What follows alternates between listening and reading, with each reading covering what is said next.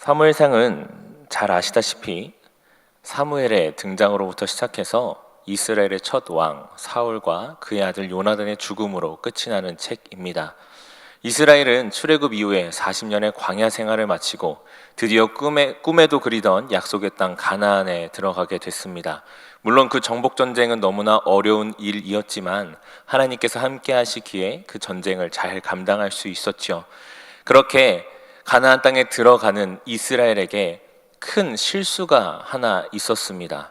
그것은 무엇이냐면 바로 하나님의 명령대로 가나안 땅에 남아있는 모든 이방 족속을 쫓아내지 못한 것입니다. 그래서 사사기 1장은 이스라엘의 마지막 가나안 정복 전쟁을 기록하면서 그 끝에 다 쫓아내지 아니하였다, 다 쫓아내지 못하였다라고 8번이나 반복하면서 이스라엘이 얼마나 많은 가나안 족속을 남겨두었는지를 이야기를 합니다.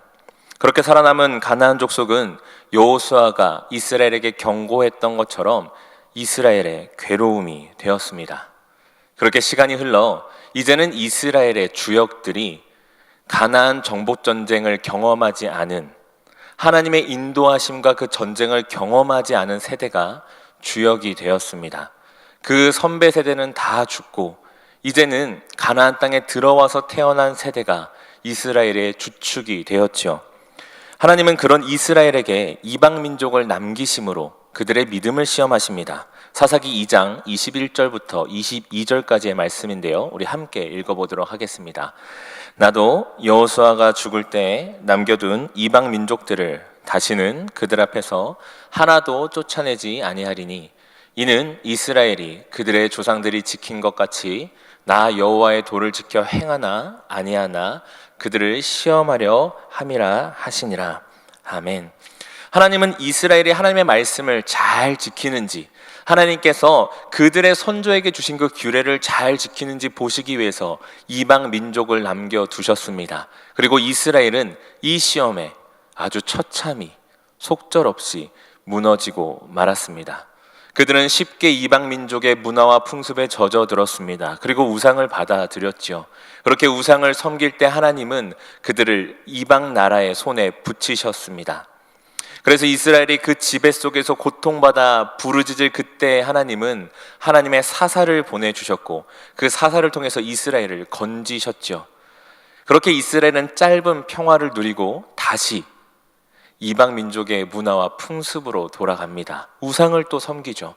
그러면 또 하나님께서 그들을 다른 나라 손에 붙이시고 다시 그들은 부르짖고 하나님께서 사사를 보내시고 이것이 계속 반복됩니다. 그런데요, 그 반복되는 것을 계속해서 보시다 보면 재밌는 사실을 하나 발견하게 됩니다. 그것은 무엇이냐면 이스라엘이 단순히 하나님께 돌아갔다가 다시 우상으로 돌아가는 것을 반복하는 것이 아니라 그 반복이 계속되면 계속될수록 그들 안에 하나님은 점점 사라지고 이방 문화와 풍습이 그리고 우상이 그들의 삶에 깊이 젖어들고 있다라는 사실입니다. 그것은 사사기의 후반부에 우리가 너무나 잘 살펴볼 수가 있습니다. 먼저는 삼손입니다. 여러분, 삼손 누군지 잘 아시죠? 삼손, 사사기에 나오는 마지막 사사입니다. 그 삼손 어떤 사람이었나요? 하나님께서 태중에서 택한 자였습니다. 나실인이었지요. 그리고 블레셋으로부터 이스라엘을 구할 사사로 하나님께서 택한 사람이었습니다. 그래서 삼손은 태어나자마자부터 하나님의 거룩함을 지키기 위해서 힘써야만 했습니다. 그리고 그 증거가 무엇이었냐면 머리에 삭도를 대지 않는 것, 한 번도 자르지 않는 머리가 바로 그 증거였죠. 그런데 이런 삼손에게 우리는 기대하지 않았던 이상한 모습을 발견하게 됩니다. 그것은 사사기 14장에 나오는데요, 바로 삼손이 블레셋 여인과 결혼하겠다라고 외치는 것이죠. 삼손이 어느 날 딥나라는 곳으로 내려갑니다. 이 딥나는 단지파에 속해 있던 도시인데 블레셋이 정복하여서 블레셋이 다스리던 도시였죠. 삼손은 그곳에 내려가 블레셋 사람들과 어울리고 있는데 아리따운 한 여자를 발견하게 됩니다. 그리고는 그 여자가 마음에 쏙 들었죠. 그래서 집으로 달려와서 부모님께 말합니다. 부모님, 제가 저 블레셋 여자와 결혼하겠습니다. 부모님은 난리가 났죠. 그런데요, 이렇게 삼손이 블레셋 여자와 결혼하겠다라고 말한 데는 문제가 두 가지가 있었습니다. 첫 번째로는 삼손이 블레셋과 그토록 긴밀하게 친하게 지냈다라는 것입니다. 아까 말씀드렸던 딥나라는 그 마을에 내려가서요, 삼손은 블레셋 사람들과 어울렸습니다. 그런데 이 사사기 14장에 보면 삼손이 그 여인을 얻기 위해서요, 딥나라는 도시로, 마을로 5번이나 내려가는 것을 우리는 보게 됩니다. 그만큼 블레셋 사람들과 이방 민족들과 어울리는 것에 있어서 전혀 거리낌이 없었던 사람이 바로 삼손이었죠.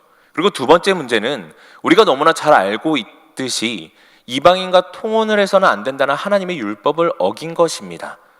이방 여인, 블레셋 여인과 결혼한 것이죠. 성경의 앞뒤를 보면 사실 이 결혼은 하나님의 섭리 안에서 이루어진 것입니다. 하나님의 계획이었죠.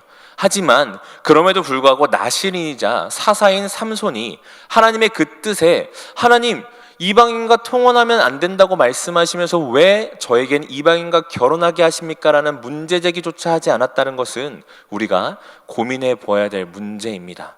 이처럼 이스라엘의 사사인, 하나님께서 이스라엘을 구원하기 위해서 보내주셨던 그 사사조차도 이방의 민족 문화와 풍습에 블레셋과 어울리는 것을 전혀 거리껴하지 않았던 것이 바로 사사기 마지막의 모습입니다. 여기서 끝이 아닙니다. 이 삼손 뒤에는 사사가 전혀 등장하지 않는 두 가지 사건이 나타납니다. 첫 번째는 미가라는 사람의 집에 있었던 일입니다. 이 미가라는 사람은 집에서 한 은상을 부어 만들고는 길 가던 레위 사람을 불러와서 자신 집의 제사장으로 삼습니다. 거기서 그치지 않고 지나가던 단집하는 그 미가의 집에 있는 신상과 제사장을 보고 부러워하며 그 신상과 제사장을 빼앗아 갑니다. 제사장이 어떤 자리인가요? 하나님께서 세우시는 자리이죠. 하나님께서 신상을 세워 만들라고 하셨나요? 아닙니다. 하나님께서는 어떤 형상도 만들지 말라라고 하셨죠. 그런데요, 이스라엘 사람 미가가 그것을 아무렇지 않게 행했고, 더 나아가서는 한 지파가 그것을 아무렇지 않게 행했습니다. 그 다음에 나오는 레위인과 첩의 이야기는 어떻습니까? 레위인과 첩이 여행을 하던 중에 베냐민 지파의 기브아라는 마을에 들어갔습니다. 그리고 한 노인의 집에 머물렀죠. 그때 불량배들이 그 집에 찾아옵니다. 그러고는 그 노인에게 얘기합니다. 너희 집에 들어간 그 레위인을 내놓으라. 내가 그와 상관하겠다. 이것은 무슨 얘기냐면요, 동성애 성폭행을 하겠다는 것입니다. 그런데 그 노인이 무엇이라고 대답합니까? 나에게는 남자를 알지 못하는 처녀 딸과 레위인의 첩이 있으니 그 둘을 내어줄 테니 너희가 그들과 상관하라. 레위인은 건들지 말라. 그래서 그 두 여자를 내어줍니다. 그리고 레위인의 첩은 밤새도록 능욕을 당하다가 결국 죽게 되죠. 그러자 이 레위인이 어떻게 하냐면요, 그 시체를 가지고 집에 와서 12토막을 내서 12지파에게 보냅니다. 얼마나 끔찍한 사건입니까? 하나님의 성전을 맡은 레위인이 그렇게 하다니요. 그런데요, 그 12조각 시체를 본 이스라엘의 반응이 무엇이냐? 11지파가 일어나서 한 지파 베냐민을 공격하기 시작합니다. 그리고 600명밖에 남기지 않고 다 죽여버리죠.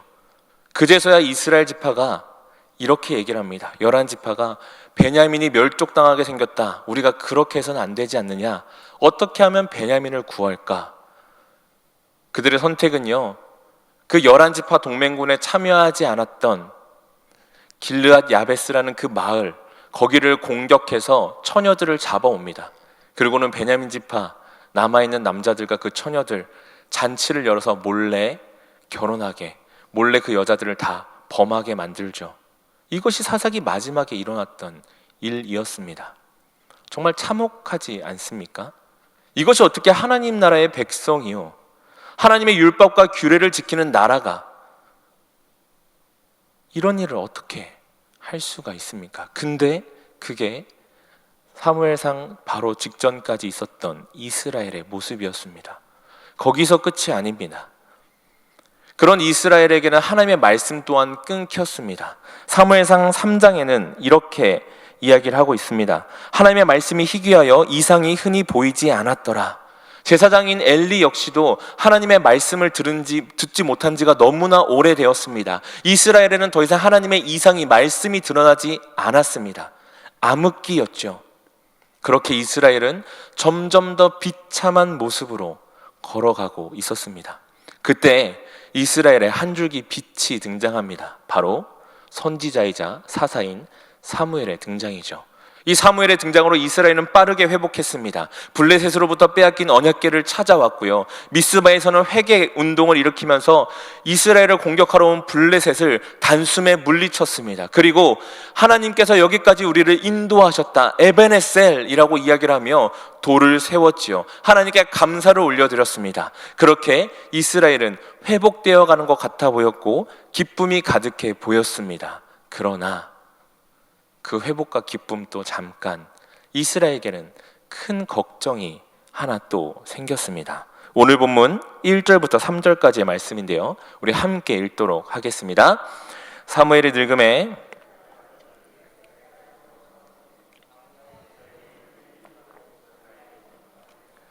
그들이 브엘세바에서 사사가 되니라. 그의 아들들이 자기 아버지의 행위를 따르지 아니하고 이익을 따라 뇌물을 받고 판결을 굽게 하니라. 아멘. 이제 사무엘이 나이가 들어서 죽을 때가 되었습니다.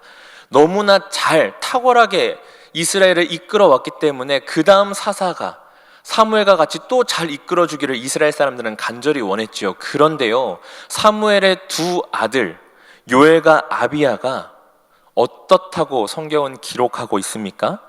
자기 아버지의 행위를 따르지 않았고 하나님의 공의대로 판결하지 않고 그 판결을 굽게 했다라고 이야기를 합니다. 그러자 이스라엘 사람들이 불안해지기 시작합니다. 이스라엘 장로들이 우리가 또 예전의 암흑기로 돌아가면 어떻게 하나, 우리가 또 약해지면 어떻게 하나 불안해하기 시작했습니다. 그래서 이스라엘 장로들이 모입니다. 그리고 사무엘을 찾아가서 이렇게 요구합니다. 오늘 본문 5절인데요, 우리 함께 읽어보도록 하겠습니다. 시작. 그에게 이르되 보소서, 당신은 늙고 당신의 아들들은 당신의 행위를 따르지 아니하니 모든 나라와 같이 우리에게 왕을 세워 우리를 다스리게 하소서 한지라. 사람들은 사무엘에게 찾아가서 왕을 요구합니다. 그 이유로 드는 것이 두 가지인데, 첫째로는 당신의 아들들이 영 시원치 않다라는 것입니다. 도저히 이 나라를 맡기지 못하겠다라는 것이죠. 그리고 두 번째로는 다른 나라들도 다 왕이 있다라는 것입니다. 주변에 보니까 강해 보이는 나라들은 다 왕이 있더라, 전쟁을 잘하는 나라들은 다 왕이 있더라는 것입니다. 이 두 번째 이유에 대해서는 뒤에 20절에서 이스라엘 장로들이 더 자세하게 이야기하는데요, 이렇게 이야기를 합니다. 우리도 다른 나라들과 같이 되어 우리의 왕이 우리를 다스리며 우리 앞에 나가서 우리의 싸움을 싸워야 할 것이니이다 하는지라. 요약하면 왕이 있어야 강해진다는 것입니다. 사사와 선지자로 버텨온 이 이스라엘은 너무나 약해 보이고 우리 주변에 있는 나라들은, 우리를 계속해서 침공해오던 그 이방 나라들은 강해 보이는데 우리와 그들의 다른 점이 무엇이냐? 결국에 왕이 있다라는 것이지요. 그래서 이스라엘 사람들은 사무엘에게서 왕을 달라고 이야기를 합니다. 이런 요구를 들었을 때 사무엘은 기뻐하지 않았습니다. 그리고 하나님도 기뻐하지 않으셨습니다. 왜냐하면 사무엘과 하나님이 생각하는 왕과 이스라엘이 요구하는 왕의 모습이 너무나 달랐기 때문입니다. 하나님은 단순히 이스라엘에게 왕을 주지 않으시려고 한 것이 아니었습니다. 하나님은 왕을 준비해 두셨습니다. 그것은 구약 곳곳에 이미 드러나 있는 사실이었지요. 먼저 창세기입니다. 하나님께서 세상을 창조하셨습니다. 그리고 그 창조 마지막에 아담을 만드셨지요. 그러면서 하나님께서는 이렇게 말씀하십니다. 창세기 1장 26절부터 28절인데요, 우리 함께 읽어보도록 하겠습니다. 하나님이 이르시되 우리의 형상을 따라 우리의 모양대로 우리가 사람을 만들고 그들로 바다의 물고기와 하늘의 새와 가축과 온 땅과 땅에 기는 모든 것을 다스리게 하자 하시고, 하나님이 자기 형상 곧 하나님의 형상대로 사람을 창조하시되 남자와 여자를 창조하시고 하나님이 그들에게 복을 주시며 하나님이 그들에게 이르시되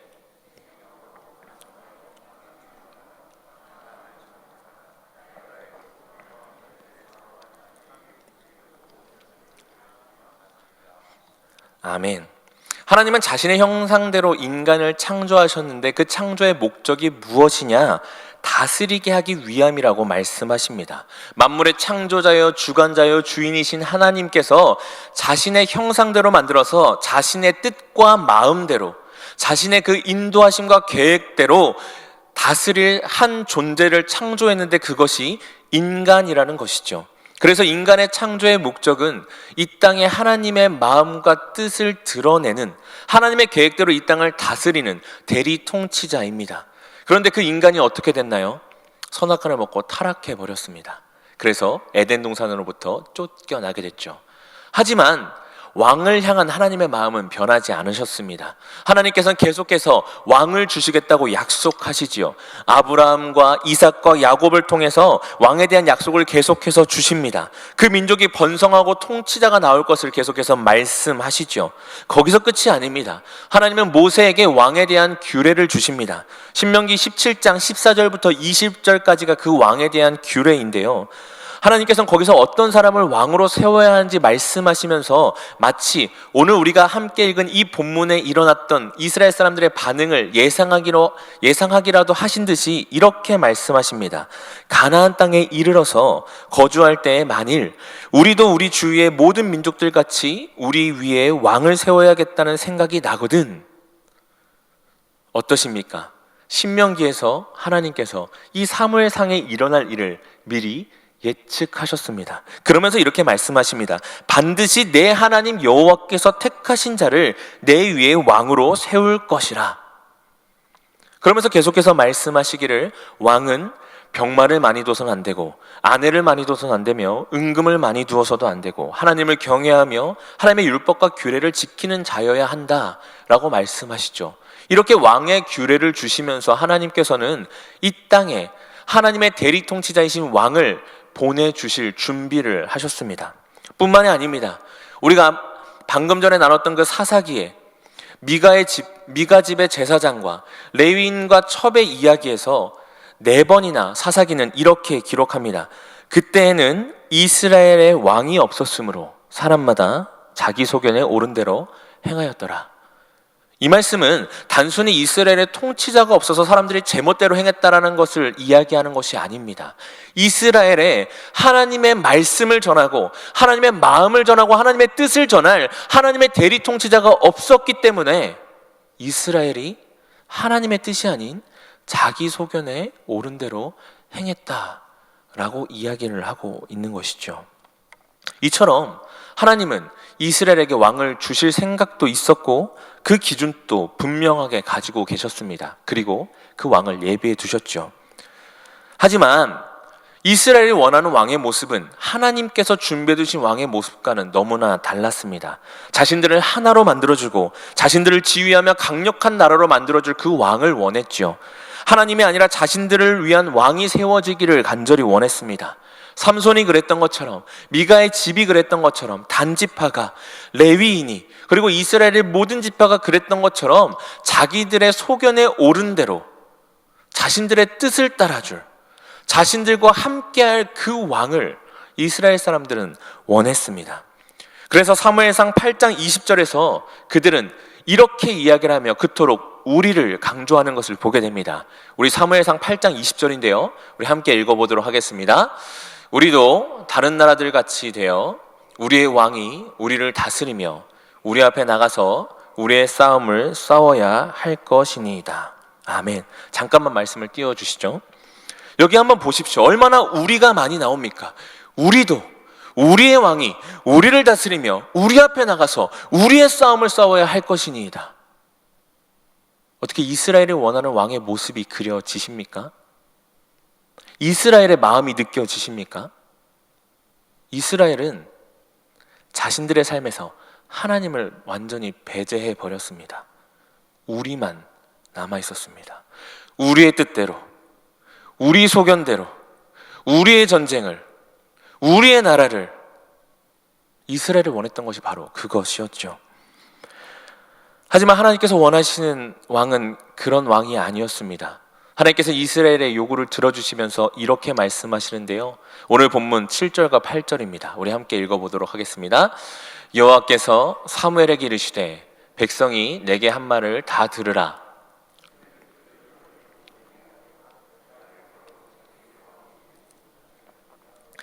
내가 그들을 애굽에서 인도하여 낸 날부터 오늘까지 그들이 모든 행사로 나를 버리고 다른 신들을 섬김같이 내게도. 아멘. 이 말씀도 잠깐만 띄워놔 주시길 바랍니다. 어떻게 이 말씀에서 하나님의 마음이 느껴지십니까? 하나님이 무엇이라고 말씀하십니까? 내가 나의 사랑하는 백성 이스라엘을 그 고통받는 애굽 땅에서 구해냈는데, 그리고 그 40년의 광야 생활 가운데서 그들과 함께하며 먹을 것을 주고 마실 것을 주고 불뱀과 정갈로부터 지키고 불기둥과 구름기둥으로 인도하여 냈는데, 가나안 땅에서 그들보다 앞서 싸우며 모든 전쟁에서 승리하게 하고 그 약속의 땅까지 내가 이끌어 왔는데, 이스라엘은 단 한 번도 나를 사랑한 적이 없다고 말씀하십니다. 그들은 단 한 번도 나를 왕으로 세운 적이 없다고 말씀하십니다. 그들이 늘 그래왔던 것처럼 지금 또 나를 버리고 있다, 그렇게 말씀하고 계십니다. 참 재미있지 않습니까? 이스라엘은 이 왕을 요구하기 바로 직전에 미스바에서 하나님을 통한 승리를 경험했습니다. 하나님 앞에 회개하며 기도할 때 하나님께서 도저히 이길 수 없을 것 같은 그 전쟁을 승리케 하시는 놀라운 은혜를 경험했죠. 그리고 찬양했습니다. 주님께서 여기까지 우리를 인도하셨다. 그런데요, 그 일이 끝나자마자 이스라엘이 하는 것이 무엇입니까? 이제는 전쟁 가운데 하나님이 필요 없습니다. 우리가 전쟁하겠습니다. 주님이 왕이 되주시지 않으셔도 됩니다. 주님 필요 없습니다. 우리가 하겠습니다. 이스라엘이 그렇게 이야기를 하고 있는 것입니다. 이것은, 왕을 달라는 이런 이스라엘의 외침은 이제 하나님께로부터 독립하겠다는, 하나님을 떠나 자기 소견에 옳은 대로 행하겠다는 이스라엘의 확고한 다짐이고 신념인가 동시에 하나님께서 주시는 승리를 스스로 걷어차버리는 아주 미련한 선택이었습니다. 오늘 이런 이스라엘의 모습을 보시면서 혹시 떠오르는 사건이나 시대가 있지는 않으십니까? 하나님의 말씀이 끊어졌던 암흑기, 제사장도 사사도 레위인도 자신들의 뜻대로 자신들의 신을 만들고 자신들의 신앙을 만들었던 그런 시대, 그런 암흑기 속에 한 줄기 빛같이 온 한 명의 선지자, 그를 통해 선포된 복음, 어떤 시대가 혹시 떠오르십니까? 바로 예수님이 오셨던 시대였습니다. 말라기 이후에 400년 동안 하나님의 말씀이 끊겼습니다. 바리새인과 대제사장들은, 유대인들은 자신들이 말한 율법으로 사람들의 행위를 판단했고 구원을 정했습니다. 자신들의 신앙을 쌓아가고 있었죠. 하나님의 말씀이 끊겼었습니다. 그때 세례 요한이 등장합니다. 회개하라, 천국이 가까워왔다. 그 세례 요한의 외침에 사람들은 몰려들었습니다. 놀랬죠. 그리고 그에게 묻습니다. 당신이 그리스도이십니까? 당신이 왕이십니까? 아니라고 얘기하는 세례 요한에게 그러면 도대체 왕이 누구입니까? 유대 사람들은, 이스라엘 사람들은 묻습니다. 그리고 그 땅에 예수 그리스도께서 왕으로 오셨습니다. 이스라엘 사람들은 자신들을 로마로부터 해방해 줄 왕을 구했습니다. 전쟁에서 승리하게 할 왕을 구했고 자신들을 기근과 가난함으로부터 구해줄 그런 왕을 찾았습니다. 그리고 그런 왕을 요구했습니다. 그런데 오신 예수님은 어떤 모습이셨습니까? 해방자이셨습니다. 하지만 로마로부터의 해방이 아니라 죄와 사망의 권세로부터의 해방자이셨습니다. 승리하시는 왕이셨습니다. 하지만 로마로부터의 승리가 아니라 죄와 사망의 권세로부터 영원한 승리를 주시는 그런 왕이셨습니다.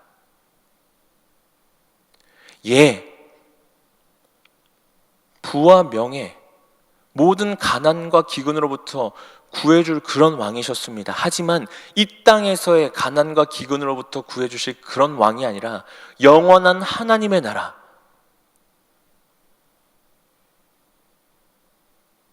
그 무엇으로도 비교할 수 없는 천국 복음, 그것을 들고 오신 그런 분이 바로 예수 그리스도이셨습니다.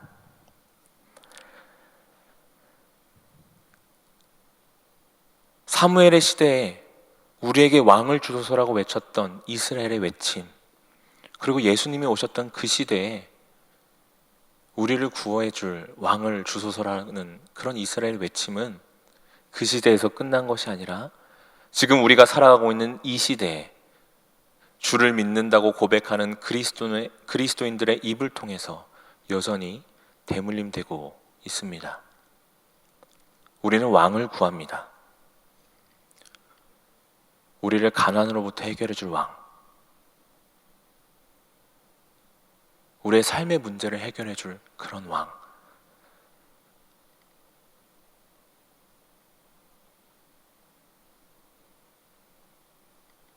이 땅에서 나를 더 복되게 살게 해줄 그런 왕. 이미 우리에게 하나님께서 예수 그리스도를 왕으로 주셨음에도 불구하고 우리는 여전히 왕을 주소서, 왕을 주소서, 왕을 주소서 외치고 있습니다. 세상 사람들 보면서 저들이 살아가는 모습들을 보면서 보기에 좋아 보이는 모든 것들을 우리는 탐을 냅니다. 그리고 그것을 원합니다. 주님, 우리에게 저것을 주시옵소서. 주여, 우리 삶에 주님은 필요 없습니다. 우리에게 왕을 주소서. 그렇게 외치고 있는 것이 바로 우리의 모습입니다. 더 나아가서는 우리 스스로 왕의 자리에 오르고 있는 것이 바로 우리의 모습입니다. 예수님을 왕의 자리에서 내리고요, 나의 지혜, 나의 지식, 나의 공로, 내가 해봤던 모든 것, 나의 삶의 경험, 그것을 왕으로 세웁니다. 그것을 따릅니다. 그리고 하나님께 이렇게 말합니다. 이제는 내가 나아가서 내가 싸우겠사오니, 하나님 저 이거 경험해봤어요. 제가 이거 더 잘 압니다. 그러니 뒤에 계세요. 그렇게 예수 그리스도가 아니라 우리를 왕으로 세우며 그렇게 살아가고 있습니다. 한번 생각해 보십시오. 레위 지파도 제사장도 사사까지 전부 다 하나님을 왕의 자리에서 내린 것도 모자라 저 뒤로 버려버린 이스라엘의 모습이, 우리가 처참하다고 고개를 끄덕였던 사사기 마지막의 이스라엘의 모습과 우리가 한심하다고 손가락질했던 제사장이면서 하나님의 음성조차 듣지 못했던 그 엘리 제사장의 모습이, 사무엘에게 가서 우리에게 왕을 주소서라고 자기 소견에 옳은 대로 행했던 그 이스라엘의 모습이 도대체 지금 우리의 모습과 다른 것이 무엇입니까? 우리도 그들과 똑같지는 않습니까?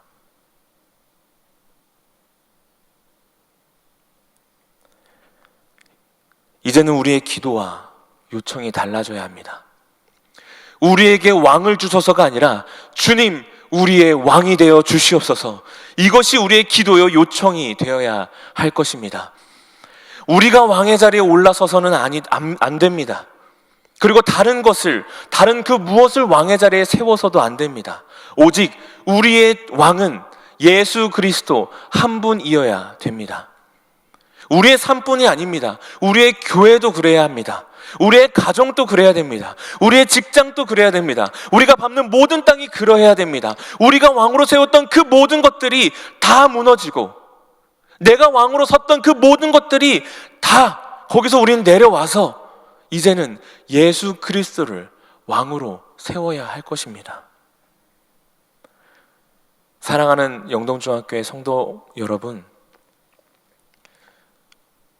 바라기는 성도님들의 모든 삶에서, 그리고 성도님들이 걸어가고 있는 모든 삶의 걸음에서 오직 예수 그리스도만 왕으로 세우며 살아가는 삶을 사시기를 주님의 이름으로 간절히 소원합니다. 누구를, 그리고 무엇을 왕으로 모시시겠습니까? 바라기는 이 자리에 모인 저와 우리 성도님들 모두가 주저없이 주님만을 왕으로 모시겠노라고 선포하며 고백하는 삶이 되기를 간절히 소원합니다. 왕이신 주님께서 우리 삶의 곳곳에서 다스려 주시고 주의 말씀과 뜻대로 살아가는 우리의 삶이 되기를 기대하고 기도하며 소망하시기를 바랍니다. 삶의 곳곳에서 자기 소견에 옳은 대로 행했던 모든 것을 내려놓고 하나님의 마음과 뜻대로 행하기를 힘쓰시기를 바랍니다. 그리하여서 주님께서 보내신 모든 곳에서 하나님의 나라를 세워가는 하나님 나라의 충성된 백성이 되시기를, 주님을 왕으로 모시고 모든 믿음의 싸움에서 승리하며 살아가는 모든 성도님들 되시기를 주님의 이름으로 간절히 축원합니다.